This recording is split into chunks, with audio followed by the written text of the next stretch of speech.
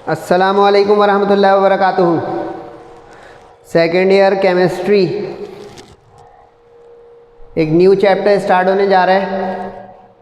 Chapter number 2 inorganic chemistry का दूसरा chapter है और आखिरी चैप्टर है। 2 ही चैप्टर हमारे सेकेंड ईयर के सिलेबस में इनऑर्गेनिक के।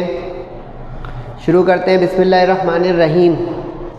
चैप्टर 2 का नाम है chemistry of outer transition elements.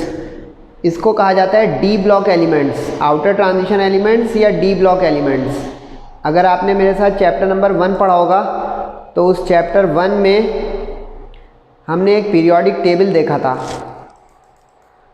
उस पीरियोडिक टेबल में लेफ़्ट पे एस ब्लॉक होता है, ये वाला हिस्सा लेफ़्ट पे जो होता है ये एस ब्लॉक एलिमेंट्स होते हैं, जिसको रिप्रेजेंटेटिव एलिमेंट्स कहते हैं। ये हम पढ़ चुके हैं चैप्टर 1 में। ये राइट पे जो होता है ये पी ब्लॉक एलिमेंट्स होते हैं, ये भी रिप्रेजेंटेटिव कहलाते हैं। तो चैप्टर 1 तो हो गया एस और पी ब्लॉक का, यानी रिप्रेजेंटेटिव एलिमेंट्स, जिसमें सब ग्रुप ए होता है। ठीक है, अब ये जो मिडिल में आपको नज़र आ रहा है पीरियोडिक टेबल में, ये कहलाता है डी ब्लॉक एलिमेंट्स यानी आउटर ट्रांजिशन एलिमेंट्स। ये जो मिडिल में आपको येलो पैच नज़र आ रहा है ये जो है डी ब्लॉक एलिमेंट्स हैं। अब डी ब्लॉक एलिमेंट्स जो होते हैं ये स्टडी किए जाते हैं हॉरिजेंटल सीरीज़ में। नोट कीजिएगा सही से, हॉरिजेंटल सीरीज़ में, यानी कि आपको ये लेफ़्ट से राइट जो नज़र आ रही है 10-10 एलिमेंट्स की, 10 एलिमेंट्स ईच। काउंट करें 2 4 6 8 10, 5 + 5 10 एलिमेंट्स ईच। अब ये जो आउटर ट्रांजिशन एलिमेंट्स की सीरीज़ होती है ये पीरियड 4 से शुरू होती है। अगर आप गौर करेंगे तो ये पीरियड 4 से इसकी स्टार्टिंग है। क्यों? क्योंकि आपने ऑफ-बो प्रिंसिपल पढ़ा होगा बचपन में या फर्स्ट ईयर में।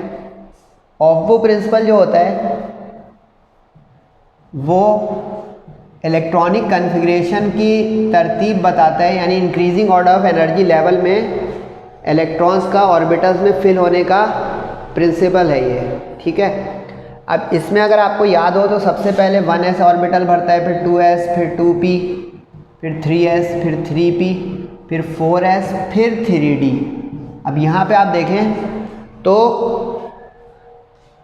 4th ऑर्बिट फिल होना शुरू हो गया, लेकिन d ऑर्बिटल 3rd का भरा, इसलिए ये देखें 4th पीरियड, ये आ गया आपका 4th पीरियड।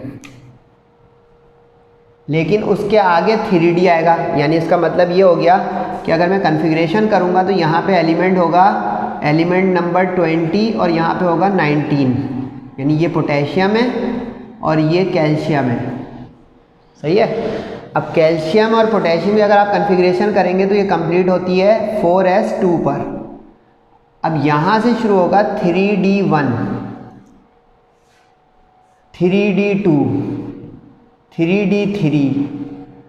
अब यहाँ पे एक्सेप्शन आएगी क्रोमियम में, 3d4 नहीं, 4s1, 3d5। अब ये 3d5 है, इसके बाद भी ये d5 ही होगा, लेकिन अब इसमें 4s2 हुआ होगा, ये ध्यान रखिएगा ज़रा, क्योंकि पीछे सारा 4s2 भरा हुआ चल रहा है। 4s2, 3d1, 4s2, 3d2, 4s2, 3d3 and so on. अब यहाँ से हम चलते जाएंगे तो यहाँ पे फिर D6 आएगा, D7 आएगा, D8 आएगा। यहाँ पे फिर कॉपर पे एक्सेप्शन, ये नोट करते हैं, क्योंकि यहाँ पे 4s2 नहीं, 4s1 और 3d10, और यहाँ पे 4s2, 3d10।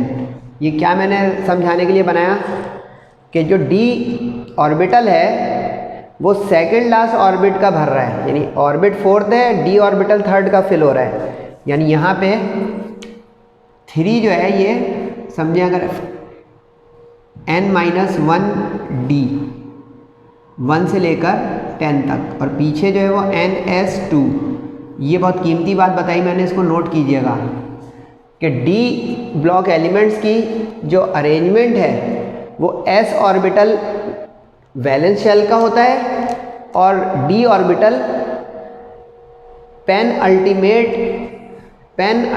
ये लफ्ज़ यहाँ आ रहा है संभालें, पेन अल्टीमेट, पेन अल्टीमेट का मतलब सेकंड लास्ट, अल्टीमेट कहते हैं आखिरी, इंग्लिश में लफ्ज़ सुना होगा अल्टीमेट, अल्टीमेटम, अल्टीमेट लास्ट होता है, तो पेन अल्टीमेट सेकंड लास्ट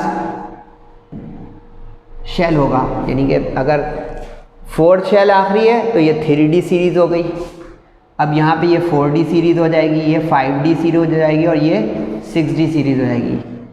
अब ये जो है बहुत काम की बात बताइए, क्योंकि इसी पर आगे का कम से कम 2 लेक्चर चलेंगे और ये चैप्टर तकरीबन 5 लेक्चर का चैप्टर है, क्योंकि मैं तफसील से समझा के पढ़ाता हूँ, आप लोगों को पता है।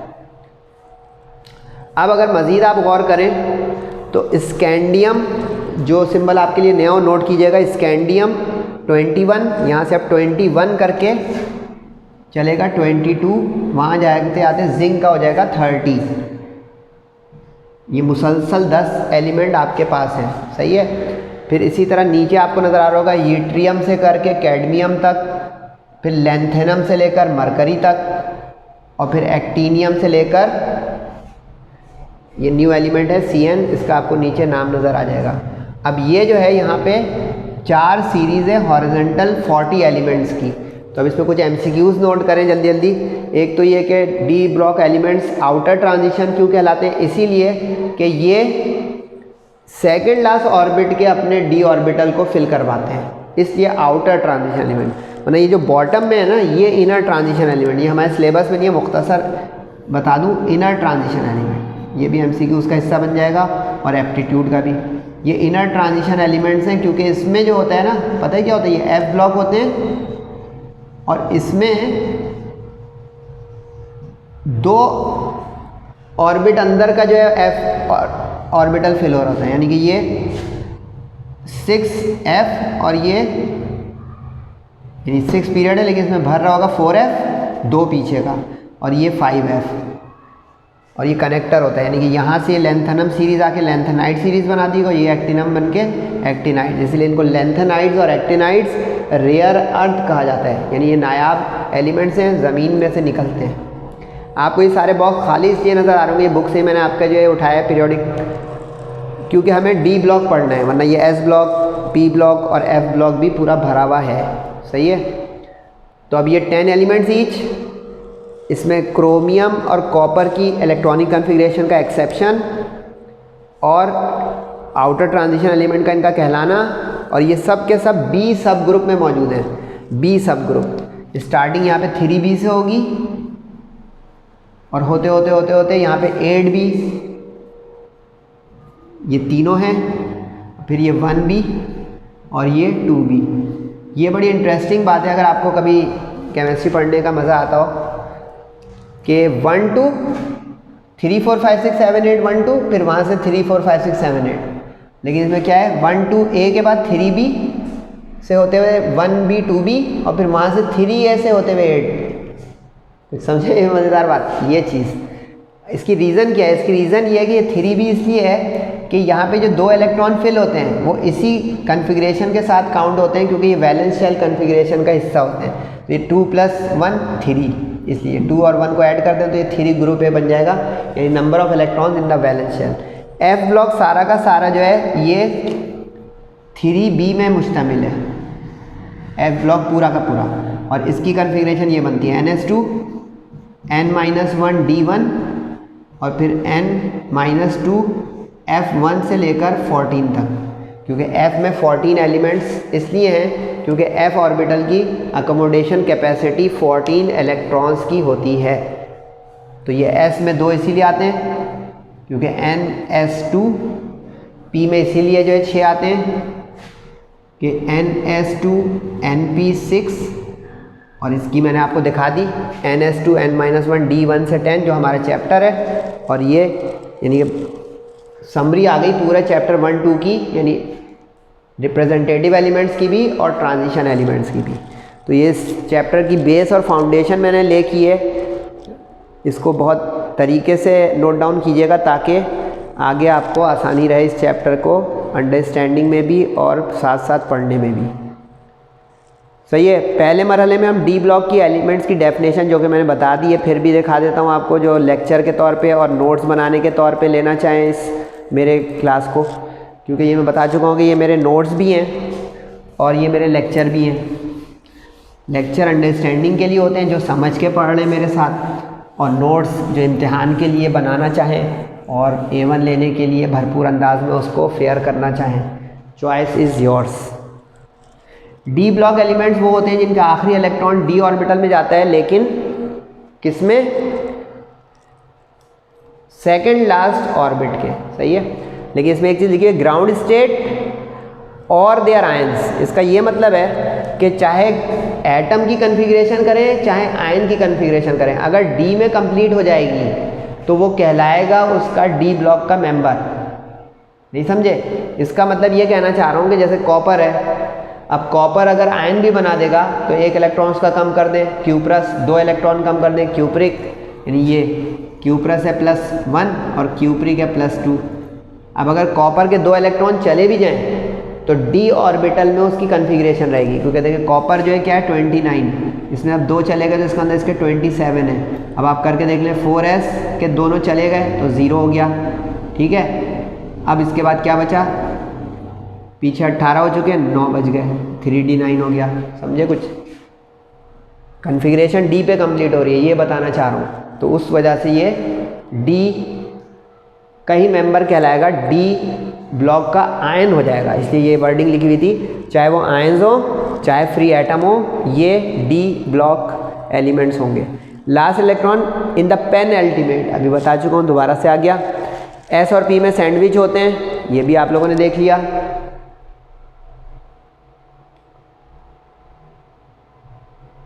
उसके अलावा जो इनकी प्रॉपर्टीज़ एस और पी के दरमियान में, क्योंकि प्लेस अगर एस और पी के दरमियान में तो उनकी प्रॉपर्टीज़ भी एस और पी के इंटरमीडिएट होंगी। ये एमसीक्यूज़ हैं, बुलेट जो चल रही है एमसीक्यूज़ हैं। और 40 एलिमेंट यानी 40 एलिमेंट्स 10 ईच, ये जो हैं 4 सीरीज़ कॉन्स्टिट्यूट करते हैं डी ब्लॉक की। जो मैंने आपको ऊपर पीरियोडिक टेबल दिखाया था वो भी हम कर चुके दोबारा से, यानी ये बुलेट समरी आ गई उस गुफ्तगू की जो हमने की थी। ट्रांजिशन एलिमेंट्स क्यों कहलाते हैं? क्योंकि इनकी कैरेक्टरिस्टिक्स या इनकी प्रॉपर्टीज़ जो हैं इन बिटवीन है एस यानी हाईली रिएक्टिव आयोनिक बॉन्ड्स बनाने वाले, आयोनिक कंपाउंड बनाने वाले एस ब्लॉक, और less reactive covalent bond covalent compound बनाने वाले पी ब्लॉक के दरमियान। इस वजह से इनकी नेमिंग में कहा जाता है इनको ट्रांजिशन। यानी अगर आपने ये लफ्ज़ ज़िंदगी में इंग्लिश में सुना हो ट्रांजिशन या ट्रांजिशन पीरियड, ये दरमियानी या इंटरमीडिएट के लिए लफ्ज़ इस्तेमाल होता है। ये जो ट्रांजिशन का वर्ड है बेसिकली इसका मतलब होता है इंटरमीडिएट, यानी दरमियानी कैफियत वाला या दरमियानी हालत वाला। ये लफ्ज़ में ही कहानी होती है सारी। अच्छा, एफ ब्लॉक आपके सिलेबस में नहीं है, लेकिन मैंने नॉलेज और अच्छे स्टूडेंट, बल्कि सभी अच्छे होंगे, उनके लिए मैंने मुख्तसर जो है ये थोड़ा सा लिखा हुआ है ताकि वो फ़ायदा उठा ले मेरे लेक्चर्स का। यानी एप्टीट्यूड टेस्ट भी तो एक होता है, उसमें ये थोड़ी कहेगा कि डी ब्लॉक का पता है एफ ब्लॉक का नहीं पता है, वो भी हल्का सा पता हो।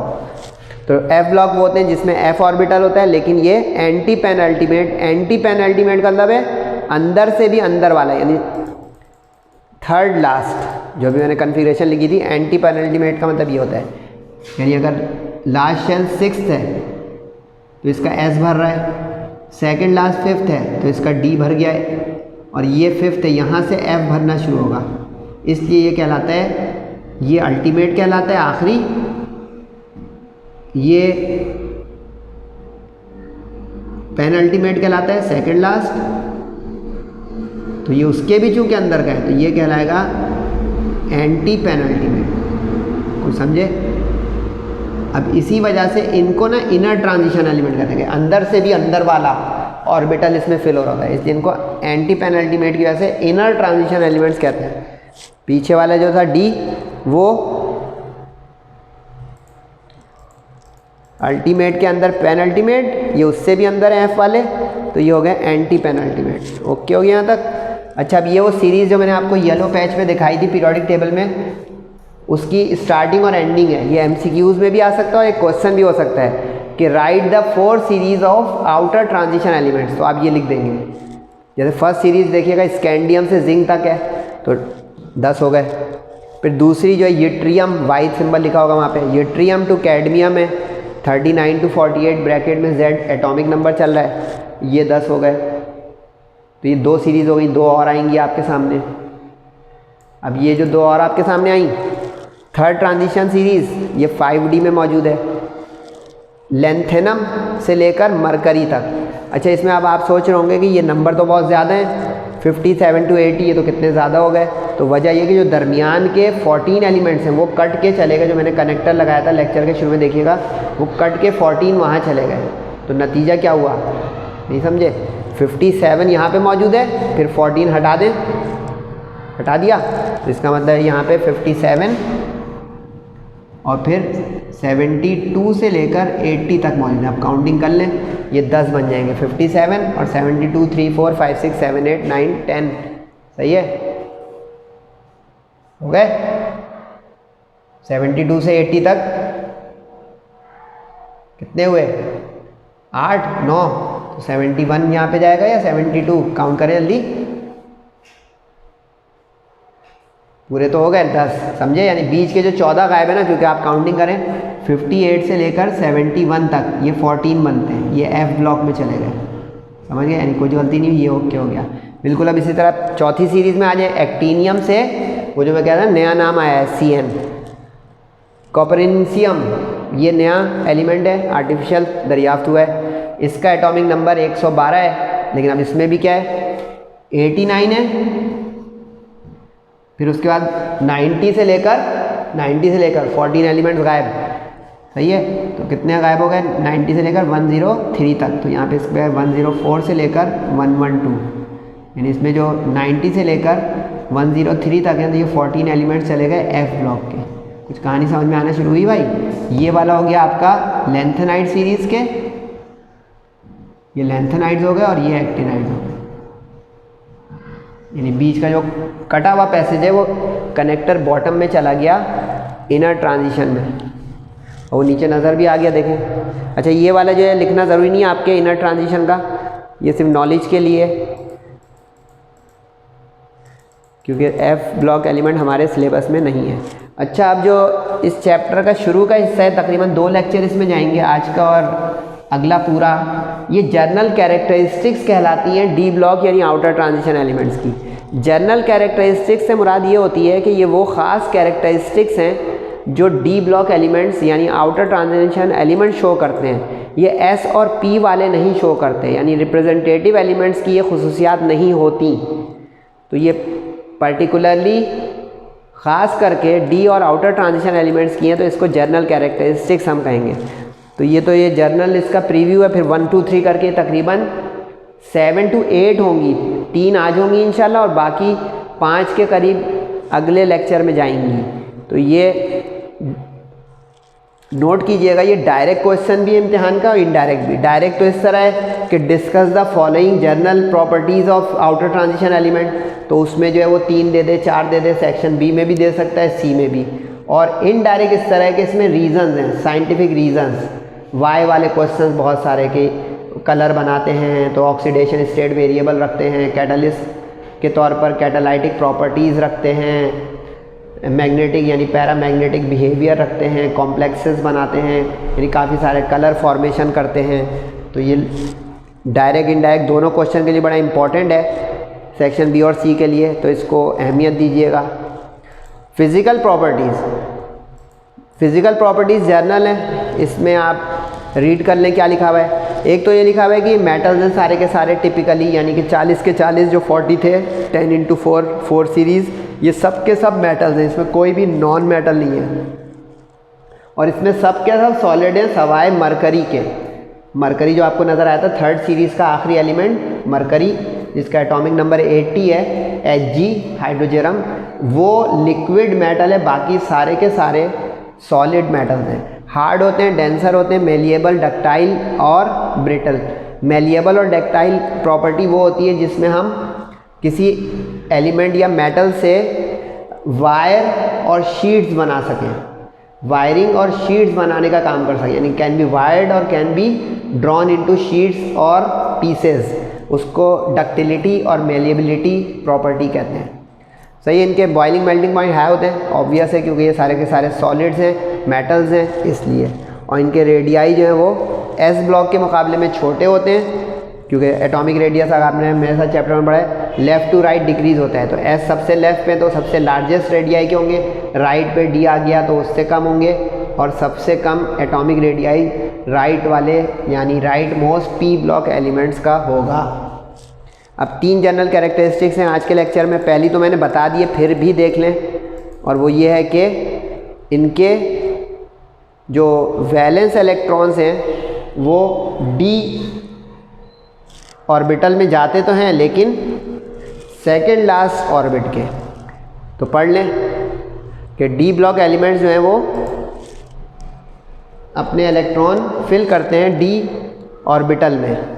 तो वर्डिंग लिखी हुई है, D block elements have valence electrons both in the outer most and the second last. देखा आउटर मोस्ट तो यानी 4s हो गया, और सेकेंड लास्ट मतलब 3d हो गया। कुछ समझे ये, यानी 4, अब जैसे ये 4 है, n का मतलब प्रिंसिपल क्वांटम नंबर, अगर ये 4 है तो यहाँ देखें 4 - 1 3 हो जाएगा, वो 5 है तो ये 4 हो जाएगा, वो 6 है तो ये 5 हो जाएगा, वो 7 है तो ये 6 हो जाएगा।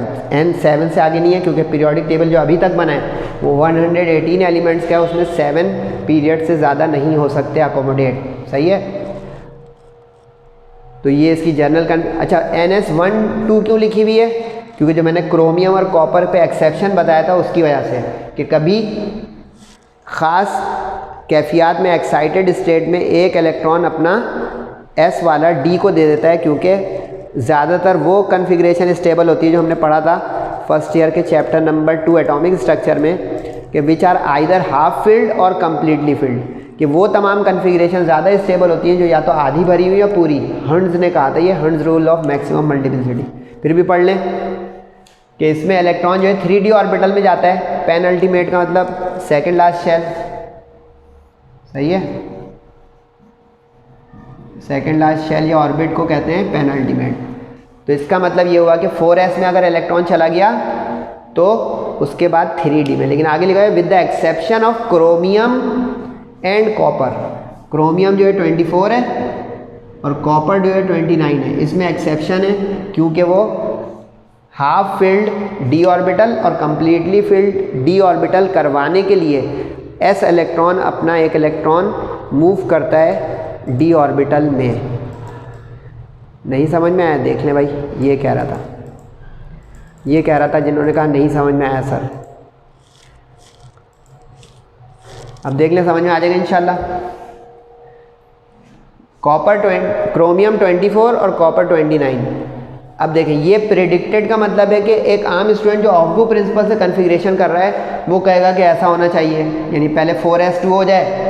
यहाँ तक कितने हो जाएंगे भाई? 4s2 से 20 हो जाएंगे। अब ये 21, 22, 23, 24 हो गए, यानी 3d4 और 4s2 से। लेकिन अब इसमें जो है गलती ये हो गई कि d ऑर्बिटल हाफ फील्ड नहीं और ये कम्प्लीटली फील्ड है, तो s ऑर्बिटल अपना एक इलेक्ट्रॉन देता है d ऑर्बिटल को। किस मकसद से देता है सर? ताकि ये हाफ फील्ड हो जाए। अब देखिए ये 4s1 ये हाफ फील्ड हो गया, half filled is more stable according to Hund's, और ये भी हाफ फील्ड हो गया d5, ये भी हाफ फील्ड मोर स्टेबल। समझे, दोनों हाफ फील्ड मोर स्टेबल हो गए।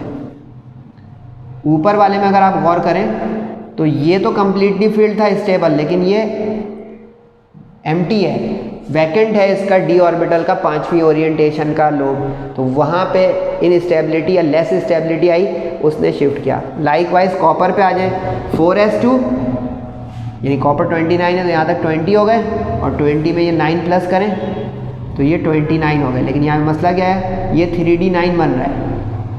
अब 3d9 कंप्लीट नहीं है, तो अब यहाँ पे भी अब अपना जो 4s2 है वो अपना एक इलेक्ट्रॉन इसको देगा, तो ये d10 कन्फिग्रेशन हो जाएगी, यानी कंप्लीटली फिल्ड।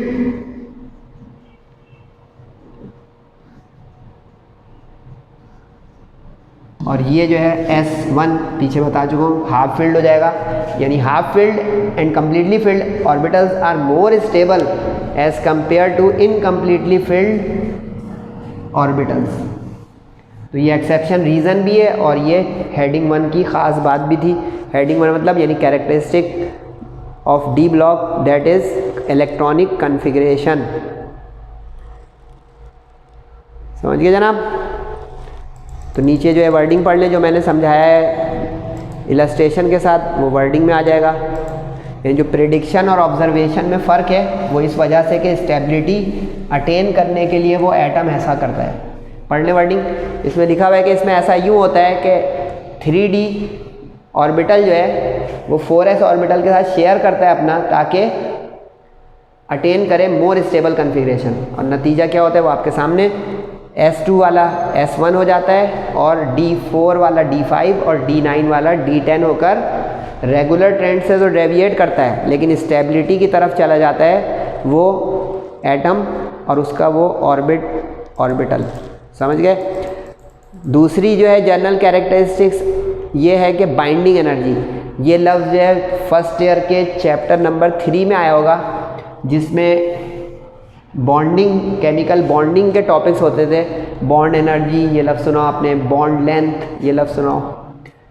बाइंडिंग एनर्जी एक तरह की बॉन्ड एनर्जी है, लेकिन यहाँ पे क्यों बोला गया ऐसा कि बाइंडिंग एनर्जी, क्योंकि ये कॉन्स्टिट्यूएंट पार्टिकल्स को होल्ड करके रखता है, संभाल के रखता है किसी एटम या किसी मॉलिक्यूल में, इसलिए बाइंडिंग एनर्जी है जो कहला सकती है बॉन्ड एनर्जी। लेकिन हम बॉन्ड एनर्जी इसलिए नहीं कह रहे हैं क्योंकि बॉन्ड के लिए मॉलिक्यूल बनना ज़रूरी है कि एक कोई एटम दूसरे एक और एटम से मिलकर मॉलिक्यूल बना ले। हम चूँकि सिर्फ डी ब्लॉक एलिमेंट्स की कैरेक्टरिस्टिक पढ़ रहे हैं, तो एटम तो सिंगल है, उस एटम के अंदर के इलेक्ट्रॉन अपने वैलेंस इलेक्ट्रॉन न्यूक्लियस के साथ कैसे बॉन्ड कर रहे हैं, तो ये बाइंडिंग एनर्जी हो जाएगी वैलेंस इलेक्ट्रॉन्स की न्यूक्लियस के साथ। दूसरा कोई नेबर एटम नहीं है, इसलिए यहाँ पे लफ्ज़ बाइंडिंग आएगा, बॉन्ड एनर्जी नहीं आएगा।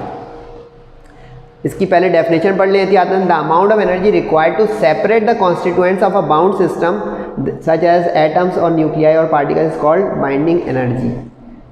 कि वो एनर्जी जो किसी कॉन्स्टिट्यूएंट ऑफ एटम या न्यूक्लियाई या मुख्तलिफ पार्टिकल्स के इंटरैक्शन को सेपरेट करने के लिए, अलहदा करने के लिए दरकार हो, वो बाइंडिंग एनर्जी कहलाती है। अब डी ब्लॉक एलिमेंट्स में अक्सर सवाए जिंक को छोड़ के, जिंक जो आखिरी है उसमें D10 कन्फिग्रेशन आ जाती है, बाकी सब में डी ऑर्बिटल वैकेंसी रखते हैं, यानी इनकम्प्लीट फिल होते हैं। इस वजह से इनकी बाइंडिंग एनर्जी हायर हो जाएगी, क्योंकि जो इलेक्ट्रॉन होंगे वो मजबूती से बने होंगे अपनी तादाद की वजह से भी और अपने डी ऑर्बिटल के फिल होने की वजह से भी। पार्शियली फिल, ये ख्याल है कि पूरे फिल नहीं हो। अब पढ़ लें इसकी। अच्छा, ये रीज़न भी आ गई। रीज़न भी बीच बीच में बताया था ना शुरू में, याद रहा कि ये इनडायरेक्ट क्वेश्चन को भी कवर कर रहा है और डायरेक्ट क्वेश्चन को भी। कि रीज़न आ जाए तो वो इनडायरेक्ट क्वेश्चन शुमार होता है, क्योंकि इनडायरेक्ट के इंपॉर्टेंट नहीं निकलते हैं। तो ऊपर रीज़न नंबर 1 लिखी हुई है, बाइंडिंग एनर्जी इंक्रीजेज, यानी लेफ़्ट से राइट आप जाएंगे ट्रांजिशन एलिमेंट में, यानी स्कैंडियम से जिंक की तरफ जब आप जाएंगे, यानी 21 से 30 की तरफ जाएंगे, तो बाइंडिंग एनर्जी जो है वो इंक्रीज़ होगी। और ये ऑब्वियस है, आप लोग समझदार स्टूडेंट हैं, ऑब्वियस है। क्यों? क्योंकि राइट पे जाते जाएंगे इलेक्ट्रॉन बढ़ते जाएंगे। स्कैंडियम के डी ऑर्बिटल में एक इलेक्ट्रॉन है, राइट पे जाते हैं निकिल कोबाल्ट तक जाते जाते इलेक्ट्रॉन 8 और 9 होना शुरू हो गए उस डी ऑर्बिटल में। तो अब समझदार लोग बताएं खुद ही मुझसे पहले कि जैसे जैसे इलेक्ट्रॉन ज़्यादा होते जाएंगे वैलेंस शेल में, binding with the nucleus strong और स्ट्रॉन्गर और स्ट्रॉन्गेस्ट होती जाएगी टूवर्ड्स द राइट। ये हो गई इसकी वजह। फिर भी चेक कर लें, यही लिखा हुआ है, the binding energy increases in the D orbital due to increasing nuclear charge. Nuclear charge का मतलब होता है पॉजिटिव प्रोटॉन का आना। अब ख्याल रहे, न्यूक्लियस में जब प्रोटॉन बढ़ रहा होगा तो भाई वैलेंस शेल में इलेक्ट्रॉन भी तो बढ़ रहा होगा, क्योंकि आप जानते हैं कि atomic number is the number of electrons और प्रोटॉन्स इन द न्यूक्लियस। यानी अगर हम कहें कि स्कैंडियम के 21 इलेक्ट्रॉन्स हैं तो न्यूक्लियस में 21 प्रोटॉन्स भी तो हैं। समझे पॉइंट? ये चीज़। तो अब इलेक्ट्रॉन बढ़े तो न्यूक्लियस का चार्ज बढ़ा, यानी प्रोटॉन्स बढ़े। अब प्रोटॉन्स अगर बढ़ गए तो प्रोटॉन्स के साथ इलेक्ट्रॉन रेशो में बढ़ रहे। तो आप लोग कूलम लॉ भी पढ़ चुके हैं फिजिक्स में। तो जितनी अट्रैक्टिव फोर्स स्ट्रांग होगी, बाइंडिंग एनर्जी इंक्रीज होती चली जाएगी, जबकि ऊपर से नीचे ये वीकन होगी, डाउन। यानी अगर हम ऊपर से नीचे देखें आप मतलब स्कैंडियम से नीचे यट्रियम है, यट्रियम से नीचे लेंथेनम है, लेंथेनम से नीचे एक्टीनियम है। अब यहाँ पे बाइंडिंग एनर्जी डिक्रीज होगी, बताएं क्यों? इससे पहले बताएं क्यों? नंबर ऑफ शेल्स बढ़ने लग गए। अगर नंबर ऑफ शेल्स बढ़ जाएंगे तो वैलेंस इलेक्ट्रॉन न्यूक्लियस से दूर हो जाएगा, न्यूक्लियस से दूर हो जाएगा तो एटॉमिक रेडियाई बढ़ जाएंगे और उसकी वजह से बाइंडिंग एनर्जी डिक्रीज होकर कमज़ोर पड़ जाएगी। फिर भी वर्डिंग पढ़ लें जो लिखी हुई है नोट्स बनाने वालों के लिए कि down a group the binding energy tends to decrease because the increasing atomic size. Atomic size को ही कहा जाता है एटॉमिक रेडियस, कि एटॉमिक रेडियस ऊपर से नीचे बढ़ता जाता है। नतीजा अच्छा shielding effect which affects the attraction between the valence electrons and the nucleus, यानी पर्दा। अब जैसे यहाँ पे जो है 2 शेल का पर्दा है, अब इससे एक ऊपर भी आ जाए अगर शेल तो 3 शेल का पर्दा हो जाएगा। इसको इलेक्ट्रॉन क्लाउड या शील्डिंग इफेक्ट कहते हैं, जो न्यूक्लियस और वैलेंस इलेक्ट्रॉन यानी वैलेंस ऑर्बिट के दरमियान इलेक्ट्रॉन्स के ज़्यादा होने से और शेल्स के बढ़ने की वजह से होती है। और ये इनके दोनों के इन्वर्सली प्रोपोर्शनल है, यानी कि एटॉमिक साइज ज़्यादा होगा, शील्डिंग इफेक्ट ज़्यादा होगा तो बाइंडिंग एनर्जी कम होगी। Inversely proportional to both these factors, that is atomic radii और size and the shielding effect. तीसरी और आखिरी जर्नल कैरेक्टरिस्टिक्स आ रही है आज की लेक्चर की, लेकिन ये बड़ी मज़ेदार किस्म की जो है कैरेक्टरिस्टिक है। मज़ेदार इस सेंस में कि ये आप लोगों ने पढ़ा हुआ भी है लेकिन नए अंदाज से आज पढ़ेंगे इंशाल्लाह, तो उसमें देखिएगा क्या इसमें मज़ेदार नया आ गया। इसको कहते हैं वेरिएबल ऑक्सीडेशन स्टेट। बचपन में कुछ बच्चों ने यूँ पढ़ा होगा कि कॉपर की 2 वैलेंसीज होती हैं, क्यूप्रस क्यूप्रिक +1 +2, आयरन की 2 होती हैं, ferrous ferric +2 +3 and so fourth, काफ़ी सारे। लेकिन कभी बच्चों ने इस बात पे गौर किया कि इनमें से ज़्यादातर एलिमेंट जो हम यूँ बोलते हैं कि उनकी ऑक्सीडेशन स्टेट्स, जिसको आसानी के लिए टीचर यूँ बोल देता था छोटी क्लासों में, जूनियर क्लासेस में, कि ये वैलेंसीज होती हैं। प्योर वर्ड जो है इसका ऑक्सीडेशन स्टेट है, वैलेंसी एप्रोप्रिएट वर्ड नहीं है यहाँ पे यूज़ करना, इसको ख्याल रखिएगा। तो अब हम ये तो सुने, लेकिन कभी हमने गौर किया कि ये कौन से एलिमेंट्स होते हैं जो ऐसा कर रहे थे, जिनके बारे में टीचर 9 क्लास में या किसी क्लास में बताता है? वो होते हैं जनाब ट्रांजिशन एलिमेंट्स। कभी आपने सुना कि सोडियम ने 2 वैलेंसीज या ऑक्सीडेशन स्टेट शो किए? नहीं, सोडियम की +1 है। कैल्शियम की कभी सुनी 2 है? नहीं है, +2 है। सही कह रहे हो गलत बताएं? तो क्या वजह है? क्योंकि वो रिप्रेजेंटेटिव एलिमेंट्स हैं, वो उनके d ऑर्बिटल्स ऑक्यूपाई नहीं है, तो वो उसके अंदर with in the orbital jump नहीं करते। इस वजह से उनकी ऑक्सीडेशन स्टेट फिक्स एक ही जैसी होती है हर वक्त। हर वक्त का मतलब यानी मुख्तलिफ कंपाउंड्स में। Transition elements exhibit variable oxidation state in their compounds. Reason, small energy difference between, यानी डी और एस ऑर्बिटल का एनर्जी डिफरेंस बड़ा नैरो होता है। अब ख्याल है कौन कौन सा? याद है ना आज का लेक्चर शुरू का मैंने कहा 4s भरेगा तो उसके साथ 3d भरेगा, तो ये एक जोड़ा बन गया, यानी इनका एनर्जी डिफरेंस नैरो है। फिर 5s भरेगा तो 4d भरेगा, तो इसका मतलब ये करीब करीब के हो गए। इसी तरह 6s भरेगा तो 5d भरेगा, और इसी तरह आप आखिरी लिख लें 7s भरेगा तो 6d भरेगा। तो ये बताने का मकसद क्या था कि इन दोनों का एनर्जी डिफरेंस नैरो है, तो क्या होगा, s और d वाले electrons with in the orbital jump करने लगेंगे, यानी घर आंगन वाली बात हो जाएगी कि इधर वाला कभी उधर गया हुआ है घूमने के लिए, कभी उधर वाला इधर आया हुआ है। इसको एक्साइटेशन कहते हैं और डी एक्साइटेशन। तो नतीजा उसका क्या होगा कि अगर उस कैफियत के दौरान हम उसको आयोनाइज कर देंगे उस एटम को, यानी कि गया हुआ था घूमने डी ऑर्बिटल में और हमने उसको उस वक्त गर्म कर दिया या इल्यूमिनेट कर दिया या हीट कर दिया, तो क्या होगा, उसके उतने वो इलेक्ट्रॉन लूज हो जाएंगे। जबकि उसके बरस वो वापस ही अपने घर में था, बाहर 1 या 2 इलेक्ट्रॉन थे ओरिजिनल डी ऑर्बिटल के या एस ऑर्बिटल के, और वो चले गए, तो उस वक्त हमने एक्साइटेड कर दिया, उसको हीट कर दिया, तो उसके उतने इलेक्ट्रॉन यानी कभी कम लूज हो जाएंगे, रिलीज हो जाएंगे इलेक्ट्रॉन, कभी ज़्यादा। उसकी वजह से इनकी वेरिएबल ऑक्सीडेशन स्टेट आती जाएगी due to small energy difference between S and D orbitals. ठीक है, अच्छा इसमें अब MCQs 1-2 लिखिए यहाँ पे कि जैसे ऑक्सीडेशन स्टेट लेफ्ट से राइट बढ़ता जाएगा और फिर राइट पे जाते जाते कम हो जाएगा, यानी कि इसको यूँ समझें ऐसा कि स्कैंडियम से मैंगनीज तक बढ़ती जाएगी ऑक्सीडेशन स्टेट, और मैंगनीज से होते होते जिंक के ऊपर आते होते ये डिक्रीज होती जाएगी ऑक्सीडेशन स्टेट। एन इसलिए लिख रहा था कि ऑक्सीडेशन नंबर भी होता है ना, इसी को कहते हैं ऑक्सीडेशन नंबर भी, फर्स्ट ईयर के चैप्टर नंबर 12 में आता था। अब दरमियान में जो मैंगनीज है ना वो अपने कंपाउंड में सबसे हाईएस्ट ऑक्सीडेशन स्टेट या नंबर शो कर सकता है +7 तक। बाकी कोई भी एलिमेंट +7 तक का ऑक्सीडेशन नंबर अपने कंपाउंड्स में नहीं दे सकता, लेकिन मैंगनीज में ये सलाहियत है कि मैक्सिमम 7 तक दे सकता है वो, 7 तक। अब इस लिस्ट को देखें, आखिरी लेक्चर का हिस्सा आ गया 1 मिनट का या 2 मिनट का। स्कैंडियम देखिए +2 3 दे रहा है, तो देखिए इसकी हाईएस्ट 3 तक हुई। टाइटेनियम उसके बराबर में, देखिए ये 4 तक दे रहा है, 3 से 4 ज़्यादा हो गया। वेनेडियम इसके पड़ोस में, ये नाम नहीं आते तो काइंडली नाम लिख लें, स्कैंडियम, टाइटेनियम, टाइटेनियम वॉचेस होती बड़ी कीमती, vanadium, chromium, manganese, iron, cobalt, निकल और कॉपर।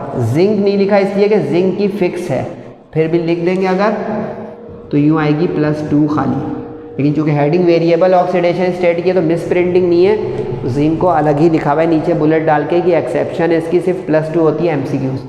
अब 5 से आगे वाले में देखें, क्रोमियम में देखें 6 तक चली गई, मैंगनीज में देखिए 7 तक चली गई। बताऊँ कैसे? KMnO4।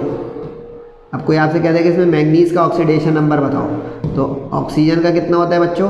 -2 होता है ऑक्सीडेशन नंबर, और पोटेशियम का क्या होता है 1। -8 + 1 क्या हुआ?